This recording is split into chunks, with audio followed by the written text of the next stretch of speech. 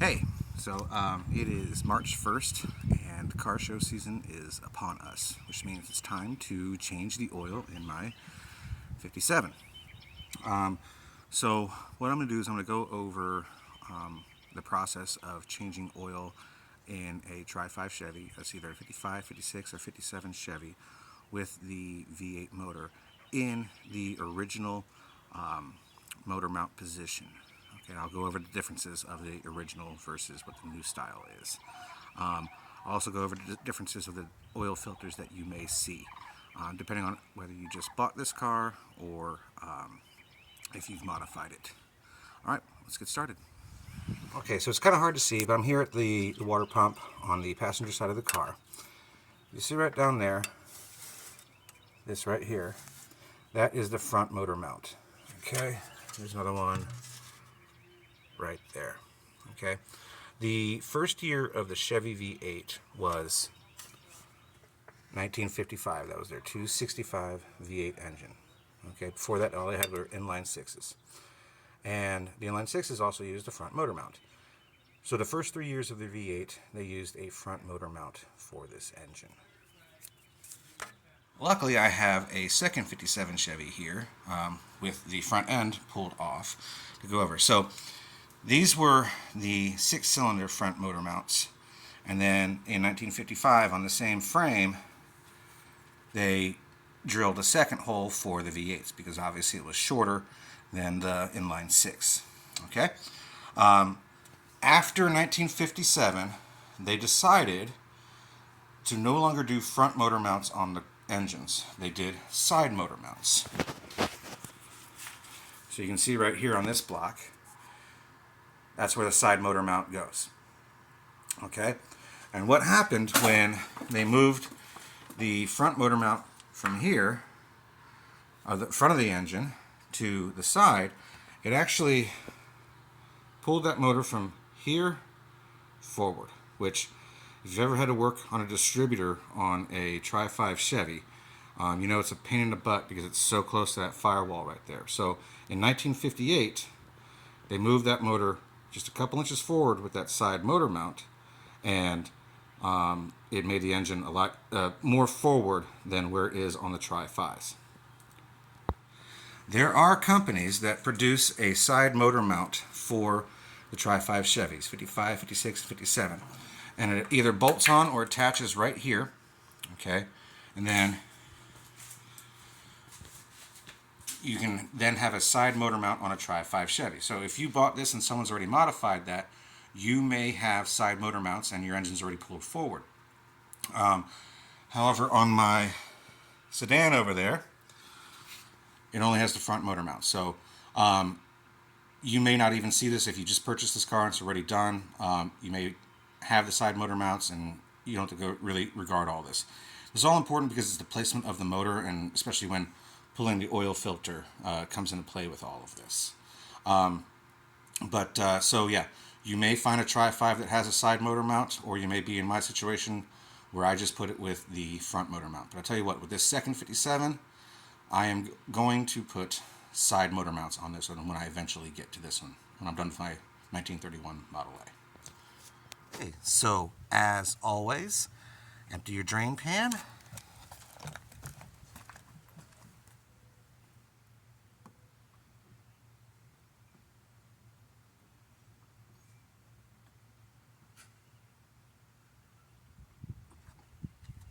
Cap it off, and then set up the other ones where you can forget.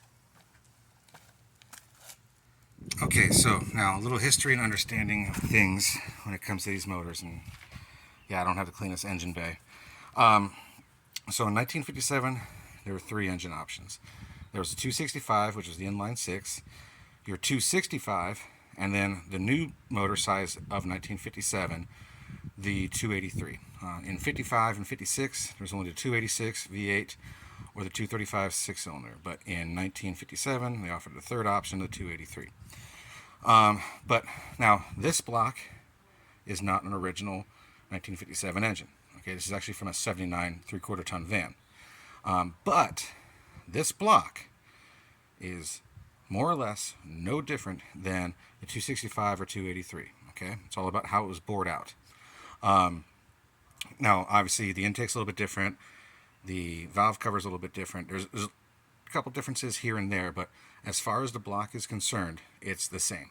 Okay, so if you have a different engine in here, like I have for my 79, and it's a 350, by the way, buoyed out 30 over, or you have the original 265 or 283, the block more or less is going to be the same, especially because I have it in the front motor mount position. Now, if you have an original V8 engine, or V8 car, which my car was not, this car was originally a 6-cylinder car, I actually have the radiator in the 6-cylinder position. If this was an original V8 car, this radiator would be on the other side of this bar. It would be on this side of the bar. Okay? I just decided to keep it on the 6-cylinder position. So if you have an original V8 car, or if somebody switched it over, you can either have the radiator here in the 6-cylinder position or on the other side of this bar in the V8 position. Okay? But more or less, everything's the same. You jack up the car on the passenger side or right side of the car, lower control arm. Okay, so once you're under, here's your drain plug. It's going to be 9/16, by the way. Now, I installed a rack and pinion steering system, so if you have an original setup, you're not going to have that in the way. But 9/16, let me see if I can do that while holding the camera.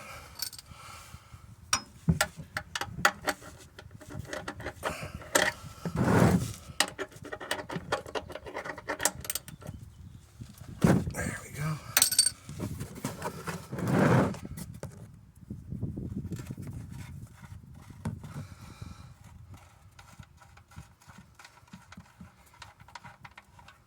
Let it drain. Alright, I'm going to let that finish draining. Okay, so let it drain. Put your drain plug back on. Let me grab my rag here. And then just clean up your oil pan the best you can. Okay. Now real quick, I want to talk about the oil filter. As you can see, that's a newer style screw-on. So let me get out from underneath this car and go over some stuff. Okay, so I'm back here at this engine. This engine is actually a 327 out of a 1964 Chevy. So this does not have the screw-on style oil filter. It instead has these super messy canister style. Okay, which if you have an original 265 or 283 from a 1957 Chevy, you're going to have this canister style. They do make screw-on style adapters. I would definitely recommend putting those on because these canisters style can be a real mess to work with. They still filter the oil, they're just really messy. So the screw-on is a lot better. But yeah, so like I said, the motor I have in mind is from 79, so that's when they had screw-on style by that time, not the canister style. But 64, they still had canister style. But also, like I said, you can get the screw-on adapter so that you don't have to worry about these canisters anymore. Alright, now let's talk about, because I'm in a front motor mount position, if this was a side motor mount, I could keep the car jacked up exactly the way it is and easily get to the oil filter. But because that motor has moved so far back, that oil filter is pretty much sitting right here. Okay, so it's kind of ways back. So what I do is, after I've drained the oil, I let it down on this side, bring it over to this control arm, jack it up from this side, and then I get in from right here. Okay, if you got side motor mounts, you're good. You can change the oil like you do on any Chevy. With here, I found it's easier to crawl in from underneath the driver's door. Okay, here I am underneath the car on the driver's side, literally right below the driver's door hinge. Here's my oil filter, here's my oil pan, And remember, like if this was a canister, there'd be a bolt right here. Since it's screw on, I just use a little bit of elbow grease. Let the oil will come out. While that drains, I'm gonna go ahead and get my next oil filter ready. All right, got the new one on. Just make sure it's tight. That feels good. Just clean up around. Now time to go over some differences, again, that you may encounter. Because this is not an original intake or engine, where you fill the oil is going to be in a different spot. On an original 265 or 283, there's a pipe that comes out here with the oil filler cap, like right here. Okay? I obviously don't have that here. I instead have the filler tube on my valve cover. And what sucks about this particular valve cover is that hole is super small. So I can't use my regular funnel. I have to use a narrow funnel, which takes me a little bit longer to fill it. We'll go ahead and get started. I'll pick that up.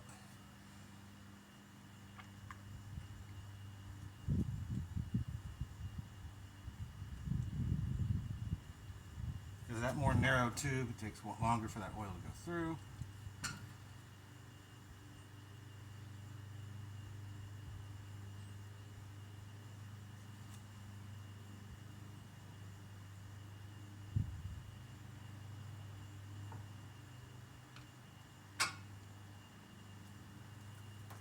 Now, I only did half so far because I'm going to do my STP next.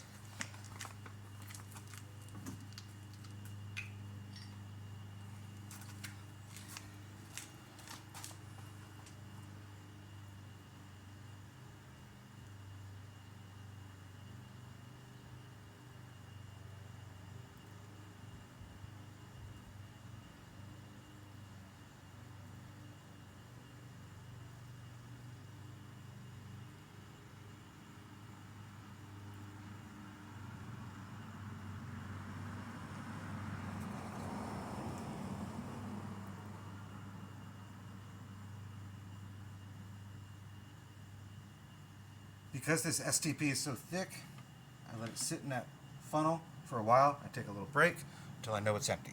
Okay, it's finished up.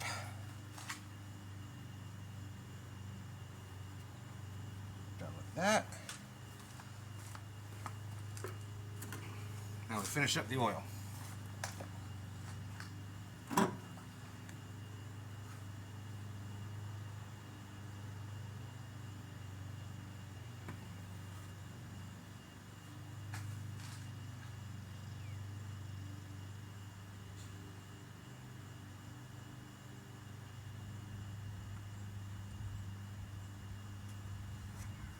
There's still some STP in the funnel, so it's going to be a while when we finish this oil up. Before we start it up, we're going to do an initial oil check.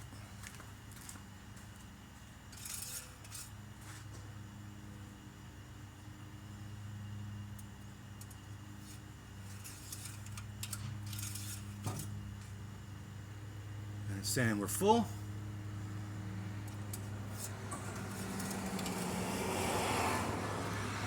Okay, so I'm in the car. I'm going to turn the key on. I see these cars have oil lights. If you have zero oil pressure, that means that's a bad thing. So when that light comes on, you're bad. Also has a generator light over there if you're not producing power. So because the oil filter isn't completely full, we'll probably have that light on for a little bit, but everything should be good for after we start up for a couple seconds. See, it's running. Got the oil light on. And now it's off. So we got let it run for a little bit.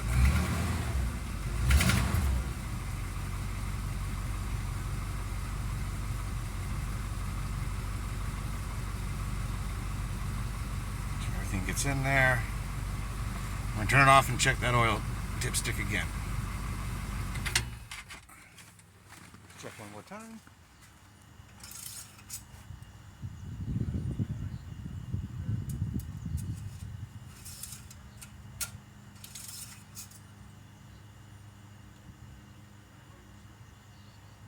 And we're good.